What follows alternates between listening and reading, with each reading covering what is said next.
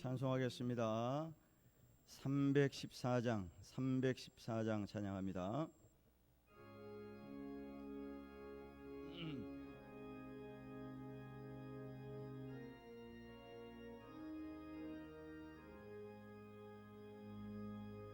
내 구주 예수를 더욱 사랑 엎드려 비는 말 엎드려 비는 말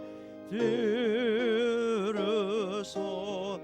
방송실 보렴 올리세요. 내 진정 소원이 내 진정 소원이 내 구주 예수를 더욱 사랑 더욱 사랑 이전엔 세상 나 기뻐서도 지금 내 기쁨은 오직 예수. 다만 내 비는 말 내 구주 예수를 더욱 사랑 더욱 사랑. 이 세상을 떠날 때 이 세상 떠날 때 찬양하고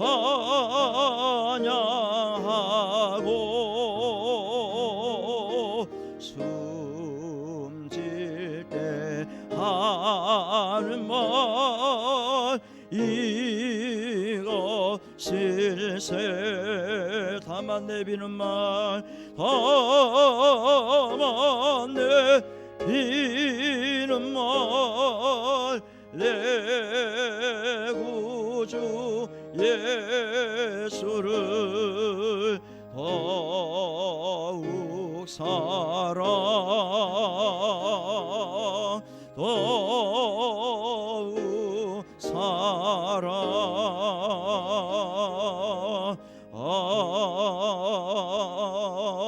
아멘. 혹시 더우시면요, 그 좌우 벽에 있는 선풍기를 작동시키세요. 예. 그 문 닫으시고. 예. 안 더우세요? 네, 더우시면 선풍기를 작동시키세요. 혹시 이제 선풍기가 싫은 분도 계세요. 에어컨도 싫어하시는 분들, 더워도 그런 분들은 자리를 이동하셔서 다른 사람들 배려해 주시길 바랍니다. 자꾸 에어컨 밑에 앉아가지고 끄라고 그래요. 방송실에다가 춥다고. 그럼 다른 분이 더워요. 그러니까 그런 분들은 앞자리로 나오세요. 앞자리 나오셔서 예배하는 지장 없고 서로 배려할 수 있는 그런 마음을 가지셔야 됩니다. 시간이 되었으면 다 같이 묵상기도 함으로 일부 예배를 드리도록 하겠습니다.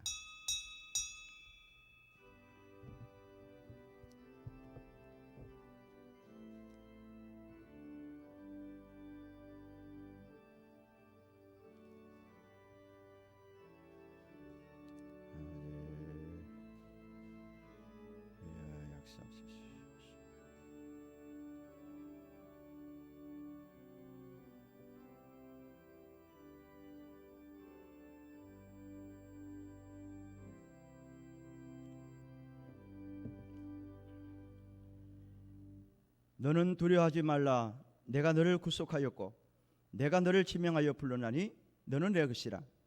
네가 물 가운데로 지날 때 내가 너와 함께할 것이라. 강을 건널 때 물이 너를 침몰하지 못할 것이며 내가 불 가운데로 지날 때 타지도 아니할 것이요 불꽃이 너를 사르지도 못하리니 대전하는 여호와 내 하나님이요 이스라엘의 거룩한 이요 내 구원자임이라. 항상 지켜주시고 보호하시며 선한 길로 인도하시는 하나님 아버지 감사드립니다. 지난 한 주간도 불말과 불병으로 지켜주시고 구름 기둥과 불 기둥 인도하시며 만나와 메추라기로 공급하신 하나님 아버지 감사를 드립니다. 오늘도 주님을 사랑하는 주의 백성들이 예배합니다. 우리가 올리는 예배를 받으시고 은혜를 베풀어 주시며 긍휼을 허락하여 주시옵소서. 예수님의 이름으로 기도드리옵나이다. 아멘. 주기도문성 찬양합니다. 하늘에 계신 아버지 이름 거룩하사 주님 나라 임하시고 뜻이 이루어지다.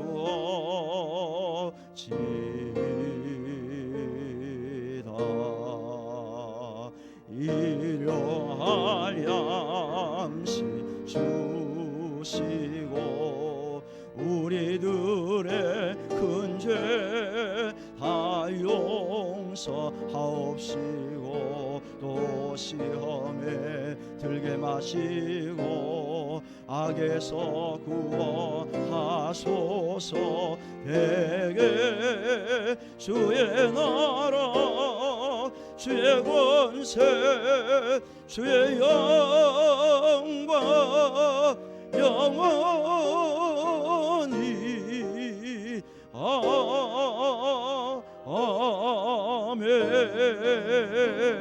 아멘. 교동문 61번입니다. 내가 소리내어 여호와께 부르짖으며 내가 내 원통함을 그의 앞에 토로하며 내 영이 내 속에서 상할 때에도 주께서 내 길을 아셨나이다. 오른쪽을 살펴보소서. 나를 아는 이도 없고 나의 피난처도 없고 여호와여 내가 주께 부르짖어 말하기를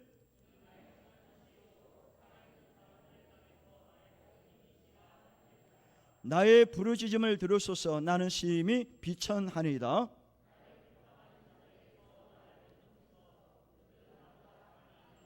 내 영혼을 옥에서 이끌어내사 주의 이름을 감사하게 하소서. 아멘. 사로신경으로 신앙을 고백하겠습니다. 전능하사 천지를 만드신 하나님 아버지를 내가 믿사오며 그 외아들 우리 주 예수 그리스도를 믿사오니 이는 성령으로 잉태하사 동정녀 마리아에게 나시고 본디오 빌라도에게 고난을 받으사 십자가에 못 박혀 죽으시고 장사한 지 사흘 만에 죽은 자 가운데서 다시 살아나시며 하늘에 오르사 전능하신 하나님 우편에 앉아 계시다가 저리로서 산자와 죽은 자를 심판하러 오시리라. 성령을 믿사오며 거룩한 공예와 성도가 서로 교통하는 것과 죄를 사하여 주시는 것과 몸이 다시 사는 것과 영원히 사는 것을 믿사옵나이다. 아멘. 337장입니다.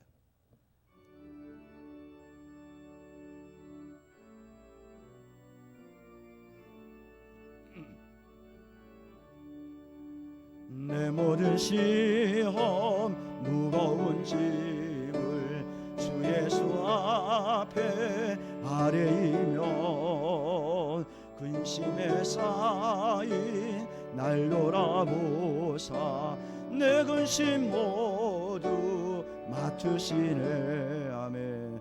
무거운 짐을 나 홀로 지고 견디다 못해 쓰러질 때 불쌍히 여겨 구원해 주리. 은혜의 주님 오직 예수. 내 모든 괴로 닥치는 환난 주 예수 앞에 아뢰이며 주께서 친히 날 구해 주사 넓으신 사랑 베푸시네. 아멘. 무거운 짐을 나 홀로 지고 견디다 못해 쓰러질 때 불쌍히 여겨 구원해 주리 은혜의 주님 오직 예수 내 짐이 점점 무거워질 때 주 예수 앞에 아뢰이면 주께서 친히 날 구해 주사 내 대신 짐을 져주시네. 아멘. 무거운 짐을 나 홀로 지고 견디다 못해 쓰러질 때 불쌍히 여겨 구원해 주리 은혜의 주님 오직 예 마음의 시험 무서운 죄를 마음의 시험 무서운 죄 주 예수 앞에 주 예수 앞에 아뢰이 예수는 나의 능력이 예수는 나의 능력이 되사 세상을 이길 힘 주시네. 아멘. 무거운 짐을 나 홀로 지고 견디다 못해 쓰러질 때 불쌍히 여겨 구원해 주리 은혜의 주님 오직 예수. 할렐루야. 김순재 집사님 기도하시겠습니다.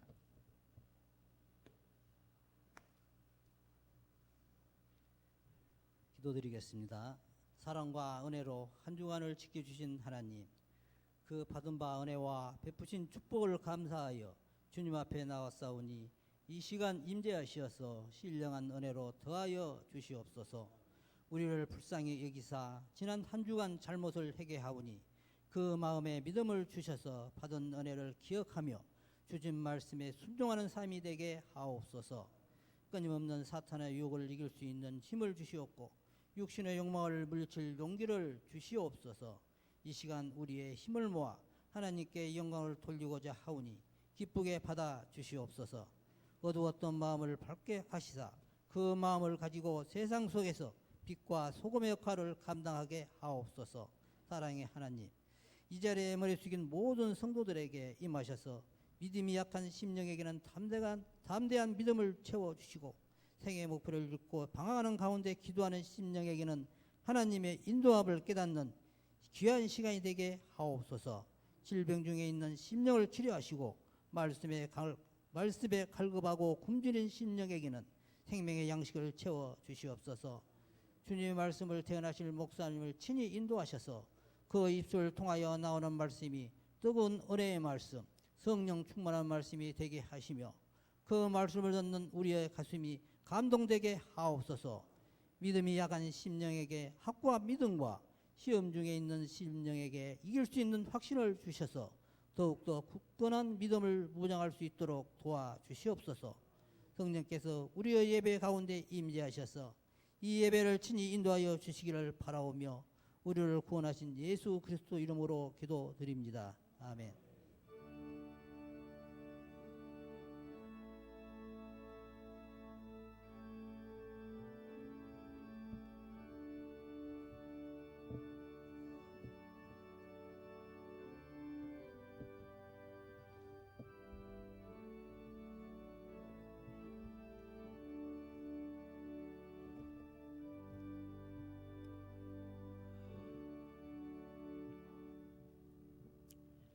하나님의 말씀은 시편 3편 1절에서 8절입니다. 시편 3편 1절에서 8절 말씀.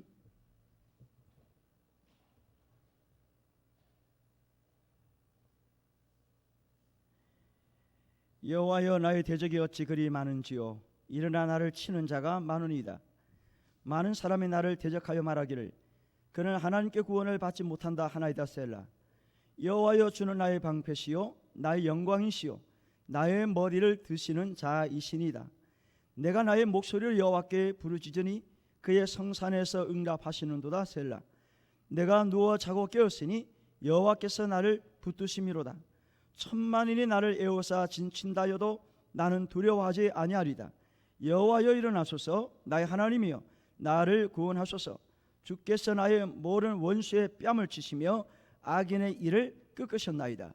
구원은 여호와께 있사오니 주의 복을 주의 백성에게 내리소서. 셀라. 아멘. 요 며칠 사이에 우리 성남시 여러 곳에서 또 확진 그런 메시지가 계속 여러분들에게 아마 보내오고 있을 겁니다. 그래서 뭐 저도 그렇고 여러분들도 그렇고 걱정을 많이 하고 있는 그런 하루하루입니다. 그래서 많은 사람들이 이제 위축이 되고 종교 집회에 모임에 자꾸 자제하라고 그러니까 참 서로 힘들어요. 그래서 오늘도 무거운 마음을 가지고 오신 여러분들 예배를 통해서 또 하나님의 은혜가 임하고 또 내 마음의 두려움과 또 이런 위축된 마음들이 다시 샘을 얻는 그런 복된 시간이 되었으면 좋겠습니다. 사람은 나이가 들면은 젊었을 때보다 마음이 약해지게 돼 있어요. 몸도 약해집니다. 소위 말하는 한가닥 했던 사람들도 나이가 들면요 다 약해지게 돼 있어요. 위축됩니다. 소심하게 되고요 위기감을 느끼고 두려움을 가지게 되는 거예요. 특별히 우리 나이 드신 분들은 뭐니 해도 가장 큰 두려움이 뭐냐? 건강입니다. 건강에 대한 염려가 제일 많아요. 왜? 지금 100세 시대라고 그러잖아요. 옛날에는 한갑만 지내도 오래 살았다고 그러는데 지금은 뭐 7순 8순 하지 않습니다. 옛날에는 7순 잔치 8순 잔치 한갑 잔치를 했잖아요.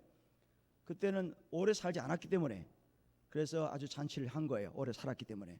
지금은 거의 하는 분이 거의 없습니다. 100세 정도 돼야만이 뭐 하지 않을까 생각이 드는데 하여튼 오래 살아야 된다 이거예요. 건강해야 되거든요. 그래서 우리 어르신들이 요즘 운동을 참 많이 하십니다. 열심히 해요. 걷기도 많이 하고 산에도 많이 가시고 또 자기 나름대로 병원도 자주 가시고 많은 약을 드시고 그래서 오래오래 살아요. 그런데 이제 건강이 참 중요한데 염려가 있어요. 왜? 내가 병들어 누우면은 자식들에게 짐이 될까 봐서 누가 될까 봐서 걱정하고 있어요. 또 암 같은 불치병에 걸리면 어떡하느냐? 암 걸리면 그냥 오래 못 살잖아요. 그래서 요즘 같으면은 코로나에 걸리면 어떡하느냐? 연세 많으신 분들이 코로나에 걸려서 세상 떠나는 사람들이 있거든요. 그래서 또 걱정하고 있습니다. 건강 걱정만 있는 게 아니에요. 노후에 대한 걱정입니다. 내가 은퇴를 하고 난 다음에 뭘 먹고 살 것인가? 앞으로 100세 시대인데 어떻게 먹고 살 것인가? 이 노후에 대한 걱정도 있어요. 자식에 대한 걱정도 있습니다. 자식들이 잘 돼야 되는데 성공해야 되는데 출세해야 되는데 이런 걱정이 또 우리 어르신들에게 있어요. 그 다음에 또 마지막은 영적인 불안이 있어요. 내가 죽게 되면 천국 갈 거냐 지옥 갈 거냐? 나는 천국 가야 되는데 또 구원의 확신이 없는 분들요 흔들리는 분이 있거든요. 그래서 이런저런 염려 걱정이 참 많습니다. 미래에 대한 염려 걱정 불안이 우리 모두에게 있는 거예요. 나이 드신 분들에게만 있는 게 아니에요. 젊은 아이들 또 젖먹이 아이들도 요즘에는요 스트레스가 많다고 그래요. 태어나면 그냥 스트레스야. 걱정 염려가 계속 연결되는 거예요. 그런데 이 두려움과 불안과 염려 걱정 이것이 사람들의 마음을 위축하게 하는데 마음이 약해지면요 반드시 따라오는 게 하나 있어요. 마음이 약해지면 뭐가 따라옵니까? 질병이 옵니다. 질병. 마음이 약해지면요 반드시 따라오는 게 있는 게 육신의 질병입니다. 몸이 약해져요. 질병이 찾아오는 거예요. 병을 얻게 됩니다. 어떤 사람이 정신과 의사를 찾아왔습니다. 진료를 보는 거예요. 왜 오셨습니까? 그랬더니 이분이 하는 말, 자기가 종로 3가에 전철을 타러 갔대요. 종로 3가역에 오랜만에, 원래 이분은 잘 밖에 나다지는 않는 사람이에요. 근데 좀 용기를 내가지고 전철을 탔는데 마침 그 역이 종로 3가역이었대요. 지하철을 타서 딱 들어가려고 그러는데 충격적인 일을 당했어요. 뭐가 충격적인 일이냐? 전동차 문이 딱 열리는 순간에 많은 사람들이 막 밖으로 나오더라는 거예요. 자기는 들어가고 그 안에 있는 사람들이 막 쏟아져 나오더래요. 한꺼번에 막 내리는 거예요. 이걸 본 이 사람이 충격을 받은 거예요. 그래서 의사가 물었대요. 아니 그게 무슨 충격입니까? 충격받을 일이 아니잖아요. 내리는 사람이 내려야 될 거 아니에요. 탈 사람은 타는 거고. 그런데 이 사람은 충격적인 일이야. 이게 뭐가 충격적인 일입니까? 그랬더니 이 환자가 하는 말이, 사람들이 모두 내가 싫다고, 내가 보기 싫다고 내리는 거잖아요. 그러더라는 거예요. 이해가 안 가죠, 여러분들? 우리 정상적인 사람들은 이해가 안 갑니다. 왜? 자기가 싫다고 다 내리더래. 종로 3가역에서. 그래서 충격을 받았다는 거예요. 의사가 얘기했어요. 아니 그럴 리가 없어요. 당신이 보기 싫어서 내리는 게 아니에요. 그 사람도 내려야 하니까 내리는 거예요. 그래도 아무리 설명해도 이 환자는요 믿어지지 않아요. 아니에요 선생님, 내가 보기 싫어서 그런 거예요. 자꾸 우기는 거예요. 이 환자분은요 신체 이형 장애라는 병을 앓고 있는 사람이에요. 신체 이형 장애라는 그런 병이 있다고 그럽니다. 이 병을 앓고 있는 사람들은 어떤 생각이 드냐면은 자기 때문에 내가 싫어서 사람들이 자기를 피한다는 생각을 하는 거예요. 그래서 늘 혼자 있는 걸 좋아해요. 외출을 기피합니다. 사람 만나는 걸 두려워하는 거예요. 왜? 사람들이 만나면 자기를 다 싫어하는 것처럼 보이는 거야. 그런데 종로 3가역은 뭐 아시겠지만 환승역입니다. 사람들이 많이 내릴 수밖에 없는 역이에요. 그럼에도 불구하고 이 사람은 자기가 싫어서 내리는 것으로 착각을 하는 거예요. 그게 병이죠, 병. 오랜만에 용기를 내서 지하철을 탔는데 많은 사람들이 내리는 걸 보고 자신 때문에 내리는 걸로 오해를 하고 착각하고 사람에 대한 두려움이 생기게 된 겁니다. 그 다음부터는 차를 안 탄대요. 아무리 의사가 얘기를 해도 받아들이질 않아요. 왜? 그 병을 앓고 있기 때문에 그렇습니다. 이렇듯이 사람들은 각자가 생각하는 것, 오해하는 것, 착각하는 것, 그것 때문에 두려움에 쉽게 노출되어 가는 거예요. 그 두려움이 심각해지면 몸과 마음이 위축되고 질병을 얻게 되는 겁니다. 또 한 사람을 제가 소개합니다. 결혼한 지 얼마 안 된 부부가 있었어요. 신혼부부입니다. 그런데 부인이, 아내가 우울증이 온 거예요. 아니 결혼한 지도 얼마 안 된 사람이 한참 깨소금 냄새 날 그런 신혼인데 아내가 우울증이 온 거예요. 왜 그러냐? 남편이 자기를 사랑하지 않는 것처럼 생각되는 거예요. 신혼인데요, 남편이 자기를 사랑하지 않는다는 거예요. 그런데 이 여성분은 어릴 적에 부모님의 사랑을 충분히 받지 못하고 자랐습니다. 가정 문제가 좀 있던 가정이에요. 그래서 대학을 졸업하자마자 바로 결혼했대요. 왜? 집을 빨리 벗어나야 되겠다 이런 생각으로 결혼을 빨리 했어요. 선을 봤는데 남자가 마음에 들었어요. 말도 별로 없고 조용하고 마음도 따뜻한 것 같아서 이 사람과 결혼하면 평생 사랑받고 행복하게 살겠다 싶어서 길게 사귀지도 않고 몇 번 만나다가 결혼을 하게 됐다는 거예요. 근데 결혼을 하고 얼마 안 돼서 남편이 퇴근을 하고 집에 왔는데 표정이 영 좋지 않아요. 표정이 별로예요. 밝은 표정으로 들어와야 할 남편이 영 얼굴이 아니야. 더군다나 지금 신혼 아닙니까? 그런데 얼굴이 영 안 좋아요.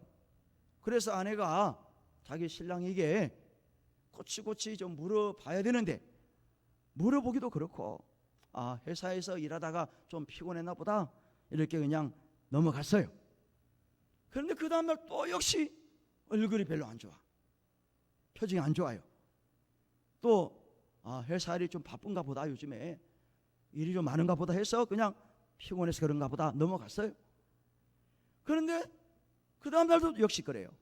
그러면서 점점 집에 오는 시간이 늦어지더라는 거예요. 퇴근 시간이 늦어져요. 그러니까 이 아내 입장에서는 생각을 한 거예요. 내가 뭘 지금 잘못하고 있는 건가? 혹시 남편이 나와 결혼한 것을 후회하고 있는 거 아니냐? 이런 고민이 생긴 거예요. 그러다고 남편 면상에 대고 당신 나와 결혼한 거 후회하고 있어 지금? 이렇게 물어보기도 그렇잖아요. 신혼인데 또 자존심 상하는 거고. 그래 말도 못하고 점점 불안해지는 시간인 거예요. 식욕이 떨어져요. 마음이 점점 불안해지고 우울증이 오는 거예요. 그러다 안 되겠다 싶어서 병원을 찾아갔대요. 의사를 찾아갔습니다. 상담을 하는 거예요. 선생님, 제가 이러이러해서 오늘 상담하러 왔습니다. 그랬더니 의사가 그 부인에게 하는 말, 당신의 마음이 지금 불안하고 뭔가 좀 위축되고 우울한 거 남편에게 얘기했느냐? 물어봤느냐? 왜 당신 얼굴이 영 아니고 퇴근도 자꾸 늦어지느냐? 이렇게 물어봤냐? 이거예요. 그랬더니 아내가 하는 말이 물어보지를 못했다는 거예요. 말을 못했대요. 혼자서 고민하고 혼자서 염려하고 혼자서 두려움을 갖게 된 거예요. 그래서 의사가 하는 말, 당장 오늘 저녁에 남편이 퇴근하면 물어보라는 거예요. 왜 그러는지. 그래서 의사가 시키는 대로 용기를 내서 남편에게 진지하게 물었다고 그래요. 당신이 요즘에 퇴근 시간 늦어지고 왜 얼굴 표정이 이렇게 안 좋냐? 이렇게 이제 용기를 내서 물었대요. 그랬더니 남편이 대답이 뭐라고 했을까요? 예? 남편이 뭐라고 대답했겠어요? 당신이 나를 싫어하는 줄 알았대. 당신이 나를 싫어하는 줄 알았어. 무슨 얘기냐면요, 퇴근하고 집에 들어왔는데 아내가 자기를 맞이하는데 표정이 영 밝지가 않아요. 상냥해야 되는데 아니더라는 거예요. 아내 표정이 별로야. 그러니까 남편은 남편 나름대로 생각을 한 거예요. 아, 이 여자가 내가 싫은 거 아니야? 혹시 집에서 무슨 안 좋은 일이 있었나? 아니면 시댁 식구들, 우리 식구들 때문에 상처가 있는가? 이런저런 생각이 든 거예요. 그래서 남편은 남편대로 불안한 마음이 있었고 두려움이 생기는 거예요. 그래서 불안하고 두렵고 불편하고 그러니까 얼굴 표정이 어두워지고요. 그리고 빨리 집에 오는 게 별로 이게 내키지 않았다는 거예요. 그래서 점점 늘어지게 됐다라고 솔직하게 얘기를 하더라는 거예요. 이건 코미디 같은 이야기인데요, 실제로 일어난 이야기입니다. 정신과 의사가 상담한 이야기예요. 이건 무슨 얘기입니까? 자신만의 생각에 사로잡혀서 오해를 하고 착각을 하고 부정적으로 생각하고 꼬리에 꼬리를 물다 보면 이런 일이 충분히 일어날 수 있는 거예요. 예를 들어서 제가 주일날 이게 지나가는데 뭐 교회 아니면 혹시 바깥에서 지나갈 때 어느 교인이 인사를 한다 했죠. 인사를 했는데 내가 못 봐서 인사를 못 받았다 생각했어요. 네. 그러면 이제 성도가 목사님 내가 인사를 했는데 인사를 안 받아요. 왜 그래? 목사님 삐졌나? 혹시 나 때문에 뭐 문제가 있는 건가? 이런 생각을 대부분 사람들이 한다는 거예요. 인사를 하면은 서로 주거니 받거니 해야 될 거 아니에요. 그런데 안 받았다는 거예요, 목사님이. 예? 그러면서 마음에 상처가 돼가지고 나 그 교회 안 나갈 거야. 목사님 나를 알아주지도 않아. 인사도 안 받아. 이렇게 착각을 하는 거예요. 그 예를 들어서 얘기하는 거예요. 그럴 수도 있습니다. 그러면은 제가 일부러 그 사람 인사를 안 받았겠냐 이거예요. 혹 다른 일이 있어서 못 볼 수 있습니다. 또 다른 생각하느라고 지나칠 수 있는 거예요. 근데 대부분 사람들은 내 중심적으로 생각하는 거예요. 아, 목사님이 내 인사를 안 받았어. 나는 분명히 인사했는데, 아는 척했는데 아는 척을 안 하지요. 이렇게 착각하라 오해를 하고 마음에 상처가 오는 거예요. 상대방이 어떤 상황인지 알아보지도 않고 무조건 자기 생각만을 가지고 뭔가를 판단하고 이걸 가지고 얘기를 하고 말을 하는 거예요. 못 볼 수 있잖아요. 뭐 저뿐만 아니죠. 우리 교인끼리 지나가다가 혹시 서로 마주쳤는데 잘 모를 수가 있습니다. 예. 그 다음에 못 볼 수 있는 거예요. 다른 일이 급해서 혹시 못 볼 수 있는 거잖아요. 그런데 사람들은요, 자기 중심적으로 생각하는 거예요. 아, 나를 못 봐서 나를 못 알아봐. 그럴 수 있어? 이런 마음을 갖고 있는 거예요. 이처럼 사람들은요, 각기 갖고 있는 두려움, 불안, 초조, 외로움, 이게 스트레스가 극도로 느낄 때가 온다는 거예요. 그러면 영과 육이 무너집니다. 우리 사람은요, 육의 동물만 아니고 영적인 존재이기 때문에 육이 무너지고 마음이 무너지면요, 반드시 따라오는 게 뭐냐? 영적으로 문제가 오는 거예요. 영이 무너지게 되어 있습니다. 왜? 영과 육을 분리할 수 없기 때문에 그렇다는 거예요. 제가 지금부터 말씀드리는 이 두려움, 이 두 사람이 갖고 있는 두려움과 또 다른 두려움을 갖고 있는 사람이 있었어요. 그 사람이 누구냐? 다윗입니다. 오늘 본문의 말씀이에요. 여러분 시편 3편 그 앞부분을 한번 보세요. 표제라고 그래요. 표제라고 그랬는데 뭐라고 설명을 해놨습니까? 시작. 다윗이 그의 아들 압살롬을 피할 때 지은 시다. 이렇게 설명이 나와요. 이걸 표제라고 그래요. 다윗의 이야기입니다. 다윗에게는 아들이 여러 명 있었습니다. 그 중에서 압살롬은 셋째 아들이에요. 셋째 아들입니다. 근데 이 셋째 아들이 좀 문제가 많아요. 왜 문제가 많으냐? 대권을 노리고 있는 사람이에요. 대권. 왕권을 노리고 있었어요. 권력에 집착했던 인물이에요. 아버지가 죽고 나면 자기가 왕이 돼야 되겠다, 이런 욕심을 갖고 있었어요. 그런데 문제는 뭐냐? 서열이 3위예요. 3위, 세 번째예요. 그러니까 안 돼요. 왕이 될 수 있는 게 아니죠. 그런데 찬스가 왔습니다. 어떤 찬스가 왔냐 하면은, 큰 형님이 있었는데 암논이라는 형님이 있었어요. 큰 형님이에요. 제일 큰 형이에요. 이 형을 죽여버립니다. 셋째 동생이 큰 형을 죽여요. 왜 죽이느냐? 이유가 있어요. 이 압살롬의 동생, 여동생이 하나 있었어요. 여동생 이름이 다말이라는 여동생이 있었거든요. 다말. 그런데 이 큰형님 암논이라는 형님이 압살롬의 여동생 다말, 이제 물론 배가 다릅니다. 예, 엄마가 달라요. 다말을 범하게 되는 거예요. 예, 범했어요. 그리고 이 사실을 오빠가 압살롬이 알았어요. 이걸 구시 삼아서 큰형님 암논을 죽여버립니다. 그러니까 이제 형님이 죽고, 그 다음은 누구예요? 둘째가 있잖아요. 둘째가 이제 사라지면 자기가 저절로 왕이 될 사람이에요. 근데 둘째가 누구냐? 길르압이라는 형이 있었는데, 이 형은요, 성격이 차분해요. 조용합니다. 권력에 대한 욕심이 없는 사람이에요. 그러니까 이 사람은 그냥 제쳐놓을 수 있는 거예요. 그러면 이제 자기가 저 3위 바로 올라갈 수 있는 거예요. 예, 큰형 죽어버리고 둘째는 별로 관심 없고, 그래서 자기가 이제 왕이 될 수 있는 거 아니에요? 그런 마음대로 되는 게 아니에요.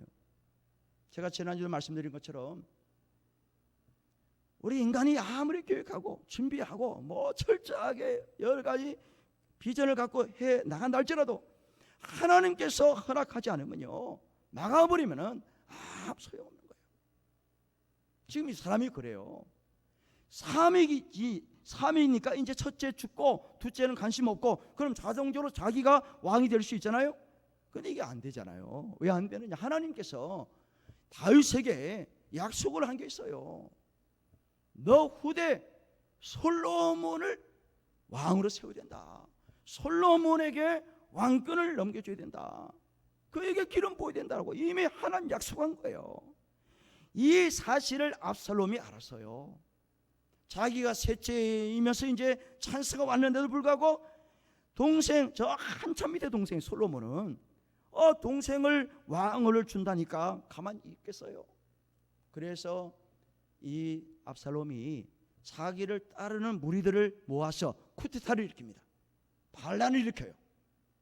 아버지를 죽여버리고 자기가 이제 왕이 되려는 거예요. 왜? 아버지 죽고 나면 솔로몬 아무것도 안 해요. 아무리 아버지가 솔로몬에게 뭐 왕권을 넘겨줘도 한다 할지라도 아버지 죽고 나면요 아무것도 안 해요. 그래서 아버지를 먼저 처형하려고 이제 작전을 핀 거예요. 이 사실을 다윗이 알고 도망갑니다. 왕궁을 벗어나는 거예요. 왜? 목숨을 건지기 위해서. 아들이 쫓기는 신세가 됐습니다. 군대를 끌고 와서 막 잡으러 오는 거예요. 그래서 다윗이 여기저기 막 도망다닙니다. 그때에 하나님께 지은 시가 오늘 시편 3편입니다. 압살롬을 피하면서 지은 시라고 그랬잖아요. 자, 오늘 성경 본문 한번 보시죠. 1절 시작. 여호와여 나의 대적이 어찌 그리 많은지요. 일어나 나를 치는 자가 많으니이다. 여기서 말하는 대적이 누구냐? 압살롬을 비롯한 반역을 일으킨 무리들, 또 주변 나라 왕들, 주변 나라 군인들 다 포함해서 대적이라고 그랬어요. 다윗에게는 뭐 아들도 대적이었지만은 또 다윗을 노리는 그런 옆나라 사람들이 많았습니다. 예, 전쟁을 많이 했잖아요. 그래서 아주 반대표가 많았어요. 어찌 그리 많으냐? 일어나 나를 죽이려는 자가 너무 많다는 거예요. 2절 말씀 보세요. 많은 시작. 많은 사람이 나를 대적하여 말하기를 그는 하나님께 구원을 받지 못한다 하나이다. 요 며칠 사이에 이 삐라 문제로 지금 시끄럽습니다. 탈북 주민들이 풍선을 날려서 그 삐라를 전단지를 북쪽으로 보내고 돈도 보내고 쌀도 보내고 뭐 여러 가지를 합니다. 이걸 트집 잡아서 지금 남북 관계가 지금 아주 냉랭하게 됐어요. 불안합니다, 실제로. 그런데 그러면 그 삐라가 왜 문제냐? 이 삐라는 옛날에도 있었어요. 북에서도 내려오기도 하고 우리도 올려보내고. 이걸 뭐라고? 심리전입니다. 심리전. 군대 용어로 심리전이거든요. 상대방의 마음을 막 움직이게 하는 거예요. 그래서 노래도 틀게 하고, 옛날 대북 방송했잖아요. 저 철책선에서 학생기 틀어놓고 막 노래 틀어놓고 막 그랬어요. 그러니까 이제 군인들이 그걸 듣고 마음에 동요가 일어나는 거예요. 그래서 실제로 넘어오는 사람도 있고 또 넘어가는 사람도 있었습니다. 그 심리전이거든요. 지금 대적자들이 심리전을 펴요. 다윗에게 뭐라고 말하느냐 하면은 입소문을 퍼뜨리는 거예요. 야 다윗, 하나님께서 구원하지 못해. 하나님 안 도와주실 거야. 이런 심리전을 사람들에게 쫙 입소문을 퍼뜨리는 거예요. 그럼 다윗이 그 안 듣겠어요? 다 들어요. 그러면 사람인지라 마음이 불안한 거예요. 아버지, 돈만 달리 소용없어요. 하나님은 아버지 편이 아니에요. 내 편이에요. 내 편. 대세가 기울어졌어요. 그러니 왕권 나에게 내놓으세요. 이거예요. 이게 심리전이거든요. 그 얼마나 두려웠겠어요. 기가 막힌 일이죠. 자리 내놓으라. 자리 내놓으라는 거예요. 아침에 드라마 나쁜 사랑이라는 드라마가 있었는데 끝났는데요. 거기 보니까 작은 아들이 회장직을 자기가 챙기려고 하는 거예요. 형님이 있는데 작은 아들 자기가 엄마랑 짜고 아버지 그 회장직을 낚아채는 거예요. 에? 욕심을 부린 거죠. 그래서 사단이 일어나는 그런 드라마가 있더라고요. 그게 나쁜 사랑이라는 드라마인데 끝났어요. 형님이 있는데도 동생이 어떻게 작전을 잘 짜가지고 아버지 그 자리를 욕심을 내는 거예요. 지금 압살롬이 그렇다는 거예요. 어떻게 하면 아버지를 죽여버리고 내가 왕이 될까? 이거에만 관심이 있는 거예요. 여러분, 만약에 내가 다윗 같은 처지라면 어떤 마음을 가지겠어요? 아들이 아버지를 죽인다고 술치고 다닌다 생각해 보세요. 자식이 부모를 죽이겠다고 찾아다닌다고 생각해 보세요. 끔찍한 일이에요. 정신병자 아니면 그게 가능한 일이에요. 그런데 압살롬은 정신병자랑 마찬가지예요. 권력에 대한 욕심을 가지다 보니까 아버지도 눈에 안 보여. 부모도 눈에 안 들어오는 거예요. 오직 대권, 오직 권력, 오직 왕, 여기에만 욕심 부리고 관심을 갖다 보니까 아버지가 눈에 들어와요? 두려움막심한 그런 아들입니다. 그런데 뭐든지요, 욕심은 건물이에요. 사고 납니다. 욕심 부리면 사고 나요. 결국 압살롬은 죽습니다. 아버지 죽이려고 가다가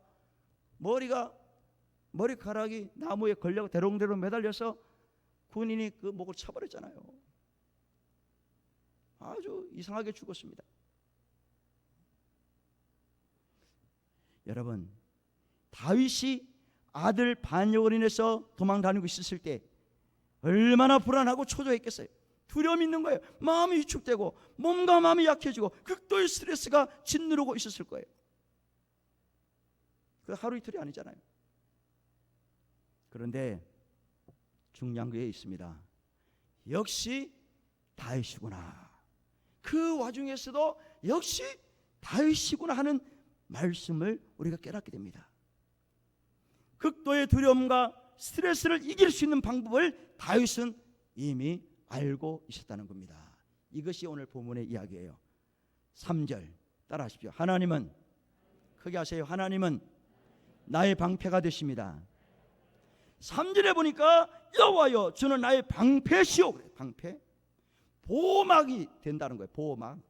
대적으로부터 나를 보호자가 되어 주십니다. 이게 그의 신앙이에요. 두 번째로 3절에 나의 영광이시오. 나의 영광이시오. 하나님은 나의 영광이십니다. 이 말이 뭐냐면은, 비록 지금 내가 쫓겨 다니고 왕궁을 벗어났지만 왕궁에서 나올 수밖에 없는 그런 처지만은 다시 하나님이 나를 회복시켜 줄 거다. 왕권을 회복시킬 것이다. 왕궁으로 복귀할 날이 온다. 이 믿음을 갖고 있는 사람이 바로 다윗이에요. 네? 셋째로 3절에 나의 머리를 드시는 자이시니다. 내 머리를 들게 하시는 분이다. 이 말이 뭐예요? 선수들이 경기를 했는데 졌어요. 상대팀에게 졌을 때 선수들이 하나같이 어떻게 하고 들어옵니까? 고개를 빳빳이 들고 아주 기분 좋아하고 신나서 들어와요? 아니면 고개를 다 숙이고 들어옵니까? 경기 졌을 때 어떻게 해요? 숙이고 들어오지. 졌는데 고개를 빳빳이 들고 좋아하고 막 이런 선수가 없어요. 다 고개가 숙여져요. 지고 나면 그래요. 예? 불합격하고 나면요 다 고개가 숙여져요. 기가 죽는 거예요. 풀이 죽었어요. 그래서 머리가 저절로 숙여지는 거예요. 자신감이 죽는 거예요. 근데 우리 하나님은 다윗의 머리를 어떻게 하시냐고 그래요? 들게 하신다. 따라해요. 머리를 크게 하세요. 머리를 들게 하신다. 지금 우리 같았으면 기가 죽어가지고 그냥 풀이 죽어서 막 도망다니고 그럴 때 얼마나 불안하겠어요. 그런데 하나님은 그 와중에서도 다윗의 머리를 들게 하실 분이다. 이 믿음이 다윗에게 있던 거예요. 넷째로 하나님은 나의 기도에 응답하시는 분입니다 라고 말합니다. 4절 내가 나의 목소리를 여호와께 부르짖으니 그의 성산에서 응답하시는도다. 다윗의 가장 큰 무기가 있어서요. 다윗은요 뭐 창, 칼 이런 것도 무기가 되겠지만은 가장 큰 무기가 있었는데 그 무기가 뭐냐? 다윗에게 기도라는 무기가 있었어요. 따라 기도의 무기. 기도의 무기가 있었어요. 하나님, 내 목소리로 지금 여호와께 부르짖으니까 응답해 주실 줄로 믿습니다. 응답하십니다. 그러면서 5절에 뭐라고 그래요? 하나님은 위기 가운데 나를 붙들어 주셨다는 거예요. 5절 내가 누워 자고 깨었으니 여호와께서 나를 붙드심이로다. 할렐루야. 여러분 다윗은요 하루하루 살아가는 기적이에요. 언제 어떤 식으로 붙들려서 살해당할지 몰라요. 안 그래요? 군대를 보내서 여기 숨으면 여기 또라고, 저기 숨으면 또 여기 따라오고, 따라다닙니다. 잡을 때까지 죽을 때까지 따라오는 거예요. 그러니 하루하루가 긴박합니다. 아주 기적에 사는 게. 여러분 요즘 같았으면요 하루하루 살아가는 게 참 기적이에요. 옆 동네 사람이 확진이 됐다. 또 뭐 옆에 어디에 가족이 확진됐다. 또 어디 버스를 탔는데 그 버스 안에 사람이 확진됐다. 어느 또 개척교회에서 모임을 했는데 거기서 확진돼 가지고 어쩌고 저쩌고 이런 소리가 막 들려오는 거예요. 그래서 어디 가기도 두렵고 또 내가 이렇게 하루하루 건강하게 살아간다는 게 정말 요즘은 기적이에요. 솔직히 말해서. 누구를 만났는데 그 사람이 혹시 확진된 자 환자 아니냐, 의심한 자 아니냐, 무증상 환자 아니냐, 그런 의심이 드는 거예요. 그러니까 누구를 만나게 해도 요즘 겁나요. 하루하루 살아가는 게 참 기적입니다. 다윗 같은 마음이에요. 그런데 다윗은요, 그 와중에서도 하나님 나의 방패가 되신다, 나의 영광이 되신다, 나의 머리를 들게 하신다, 기도 응답을 하시는 분이다, 나를 붙들어 주시는 분이다 라고 믿고 살았어요. 그래서 6절에 뭐라고 그가 말하느냐, 6절 한번 읽어보세요. 시작. 천만인이 나를 애워싸 진친다여도 나는 두려워하지 아니하리다. 할렐루야. 앞에서 말한 방패가 되시고 영광이 되시고 머리를 들게 하시고 기도응답을 하시고 붙들어 주시는 분을 믿기 때문에 나는 두렵지 않다라고 말하는 거예요. 나는 두려워하지 아니하리라. 시편 27편 3절에 군대가 나를 대적하여 진칠지라도 내 마음이 두렵지 아니하며 전쟁이 일어나 나를 치료한지라도 나는 여전히 태연하리로다. 여전히 태연하리로다. 여러분, 우리는 이런저런 상황 때문에 두려움이 있는 건 사실이에요. 코로나 사태 이후에, 그 전에도, 코로나 사태가 일어나기 전에도 이미 우리는 염려, 걱정, 두려움이 있었어요. 코로나가 혹 진정된 이후에도 여전히 우리는 두려움과 걱정과 강박관념에 자유롭지 못할 겁니다. 왜? 인생은 태어나 죽을 때까지 누구나 불안, 염려, 초조, 걱정, 두려움, 외로움, 스트레스, 오해, 착각, 강박관념에 노출될 수밖에 없는 거예요. 살아있기 때문에 그래요. 그러면은 자포자기하고 손 놓고 있을 수 있습니까? 우리가 할 수 있는 것은 다윗의 고백입니다. 할렐루야. 다윗의 고백이에요. 복습합니다. 첫째로, 하나님은 나의 방패가 되십니다. 따라하세요. 하나님은 나의 방패가 되십니다. 두 번째요, 하나님은 나의 영광이십니다. 시작. 셋째, 하나님 나의 머리를 들게 하시는 분이십니다. 넷째요, 하나님 나의 기도에 응답하시는 분이십니다. 마지막에요, 하나님은 위기 가운데 나를 붙들어 주시는 분이십니다. 믿습니까? 이것이 우리의 고백이 되어야 됩니다. 그 전에도 두려움은 있었고요, 지금도 마찬가지고 앞으로도 있을 거예요. 세상에 두려움이 없는 사람 누가 있어요? 걱정 없는 사람 누가 있습니까?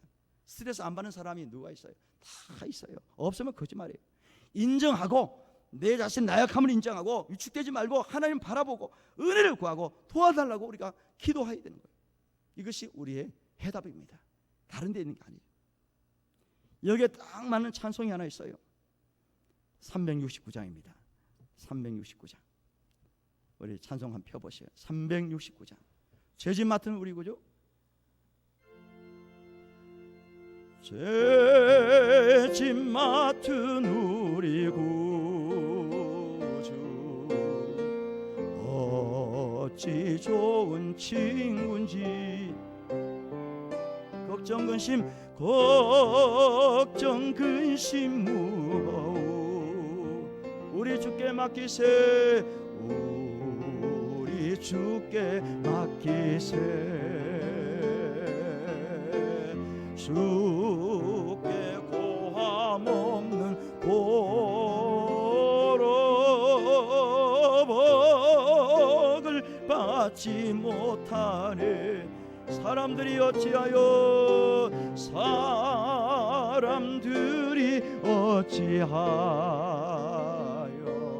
아멘. 아래 주를 모를 시험 걱정 모른 게로 없는 사람 누군가. 시험 걱정 모른 게로 아멘 없는 사람 누군가.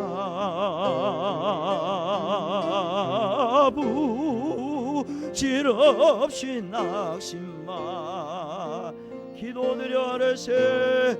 기도드려 아래세 이런 진실하신 친구 이런 진실하신 친구 아멘 찾아볼 수 있을까 우리 약함하시오니 우리 약함하시오니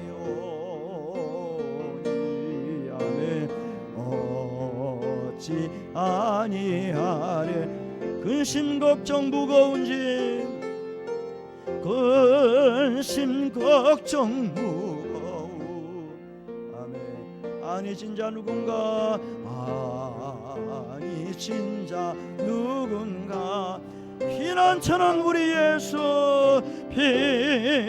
피난처는 우리의 주께 기도드리세 주께 기도드리세 아멘 아멘 세상 친구 멸시하고 너를 조롱하여도 예수 품에 안기어서 참된 위로 받겠네 아멘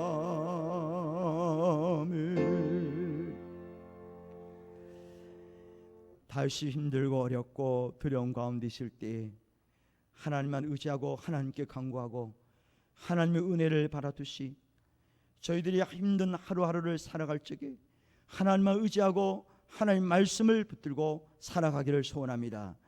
내 형편과 처지를 아시는 하나님 필요한 것은 공급하시되 불필요한 것은 제거하여 주시고 매 순간마다 하나님의 살아계심과 능력을 체험케 하옵소서. 한 주간 기도하면서 바르고 진실되게 정직하게 자원의 마음으로 예물을 올려드립니다. 있는 것에 감사하며 들을 수 있음에 감사하며 철저하게 준비할 수 있음에 감사할 수 있도록 풍성하고 넉넉한 마음을 주시옵소서. 이 물질이 쌓이는 곳마다 오병의 기적이 임하게 하시고 원변함의 축복이 임하게 하옵소서. 속히 코로나19 바이러스가 소멸되게 하시고 백신이 개발되어지게 하셔서 가을부터는 전 세계 사람들이 혜택을 입을 수 있도록 사람들에게 지혜를 주시고 은혜를 베풀어 주시옵소서.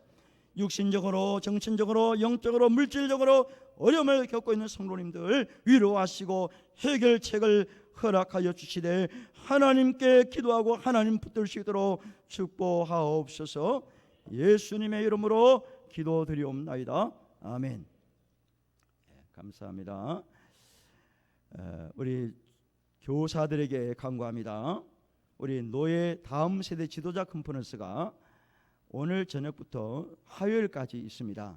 원래는 교회에 모여서 하는데 이번에는 코로나 때문에 모이지 않고 유튜브로 중계를 합니다. 오후 8시가 되면은 성남 노예를 치면요 바로 실시간으로 중계됩니다. 그런데 한 가지 녹화는 절대로 없습니다. 그 시간을 놓치면요 볼 수가 없다고 그래요. 여러 가지 저작권 때문에 그러는데 하여튼간에 우리 교사 선생님들 혹시 여기 관심을 갖고 계시는 분들은 유튜브를 보시되 성남 노예를 딱 치면요 오늘 실시간 중계가 됩니다. 오늘은 코로나 이후 교회 다음 세대 사역 전망과 대안에 대해서 말씀드리고 내일은 이단에 대한 이야기, 화요일은 여러 사람들이 나와서 토크 콘서트를 한다고 합니다. 주보를 참고하시면 되겠고요. 하여튼간에 실시간 중계하기 때문에 그 시간에 보셔야지 시간 지나가면 못 본다는 것을 참고하셔서 많이 보시고 준비해 주시면 좋겠습니다. 계속해서 강구하는 것이 개인 철저하시고 교회 오실 적에 꼭 마스크를 착용하시고요. 입원하신 분들이 계시는데 위에서 기도해 주시기를 바랍니다. 마지막 찬송합니다. 620장 2절입니다.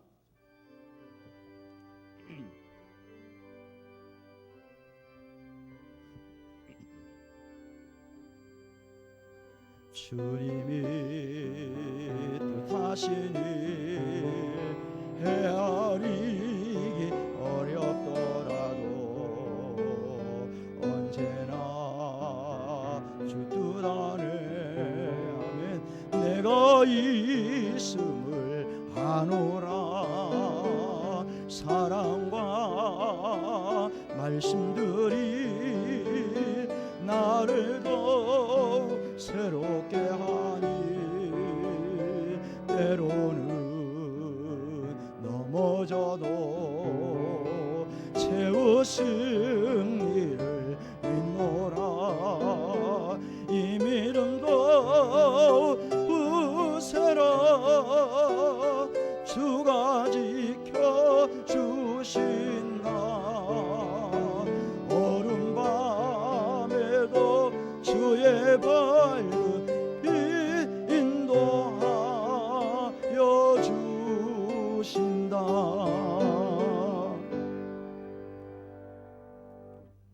고난 가운데서도 함께 하시는 예수 그리스도의 은혜와 두려움을 이기게 하시는 하나님의 극진하신 사랑과 말씀으로 깨닫게 하시며 힘을 주시는 성령의 감동, 감화, 축복, 위로 충만하심이 병상에 있는 성도들과 출타 중인 성도들, 외국에 있는 성도들, 군 복무 중인 청년들, 섬기는 한남교회, 깜보 메시아 교회와 장환 선교사 가정, 조대영 장로 부부와 선교사 선교지 위회와 이 나라 이 민족 위에 영원토록 함께 있을지어다. 아멘.